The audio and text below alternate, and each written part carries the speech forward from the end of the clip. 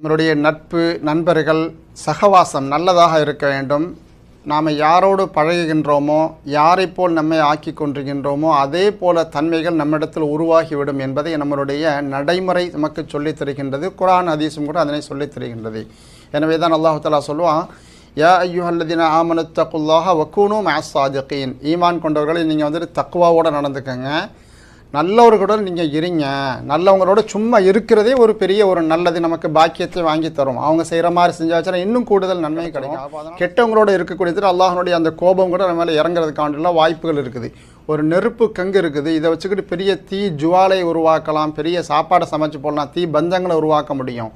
ஆனால் அதே தீ கங்கை வந்துட்டு சாம்பரோடு சேர்த்தாச்சுன்னா அந்த கங்கு அணைஞ்சு போயிடும், அதனுடைய ஒளி இழந்துரும்னு சொல்லி பார்க்குறாங்க. எனவே நல்லவர்கள் அல்லாஹனுடைய ரஹ்மத்து, அல்லாஹனுடைய ஒளி, ஈமானுடைய ஒளியோடு இருப்பாங்க. கெட்டவங்களோட சேரும்போது அந்த ஈமானுடைய ஒளி கொஞ்சம் கொஞ்சமாக மங்கி கடைசியில் நம்மிடத்தில் பலகீனம் ஏற்பட்டுரும் என்பதை நாம் உணர்கின்றோம். எனவே தான் அந்த மூசா அலைஹிஸ்ஸலாமுடைய அந்த மதத்தையும் இல்லாமல் ஆக்கணுங்கிறதுக்காக வேண்டி சூனியக்காரர்கள் பல நூறு ஆயிரக்கணக்கானவர்கள் வந்தாங்க.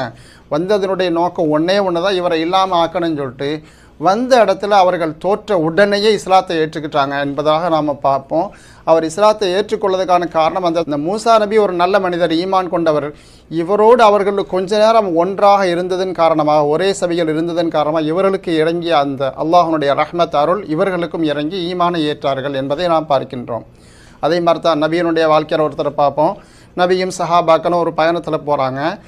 ஒரு தொழுகைக்காண்டி நேரம் ஆகும் பொழுது இவங்க தொழுகைக்காண்டி நிற்கிறாங்க. வேடிக்கை பார்ப்பதற்காண்டி அந்த வில்லேஜில் அந்த கிராமத்தில் இருக்கக்கூடிய மக்கள்லாம் ஒன்றா கூடுறாங்க. பாங்கு சொல்லும்போது இதே மாதிரி மெமிக்ரி செய்கிறாங்க அங்கே நிற்கக்கூடியவர்கள். பாங்கு சொல்லி முடித்த உடனே நபி அவர்கள் சொன்னாங்க, அந்த இவரை கூப்பிட்டு வாங்க அப்படின்னு சொல்லி ஒருத்தரை கையை காட்டுறாங்க. பயந்து ஓடுறாங்க, எங்கே நம்மளை பிடிச்சி அடிப்பாங்களோ உதைப்பாங்களோன்னு சொல்லிட்டு. நபி அவர்கள் ஒருத்தனை பிடிச்சி கொண்டு வந்ததுக்கப்புறம் இப்போ சொன்னதெல்லாம் திருப்பி சொல்லுப்பா அப்படிங்கிறாங்க. எனக்கு தெரியாது அப்படிங்கிறாங்க. நபி ஸல்லல்லாஹு அவர்கள் சொல்லி கொடுத்தாங்க. சொல்லி கொடுத்ததுக்கப்புறம் திரும்ப அதே மாதிரி சொன்னார். அதுக்கப்புறம் பார்த்தாச்சுன்னா அது உடனே அவர் இஸ்லாத்தை ஏற்றுக்கொண்டாருன்னு பார்க்குறோம். அவர் தான் மக்காவில் முஅத்தினாக இருந்தார். பாங்கு சொல்லக்கூடிய பொறுப்பு அவர் கையில் ஒப்படைக்கப்பட்டு பெரிய பதவியில் இருந்தாருன்னு பார்க்குறோம். அவர் யாருன்னு பார்த்தீங்கன்னா அபூ மஹ்தூரா ரலியல்லாஹு தஆலா அன்ஹு என்ற சஹாபி.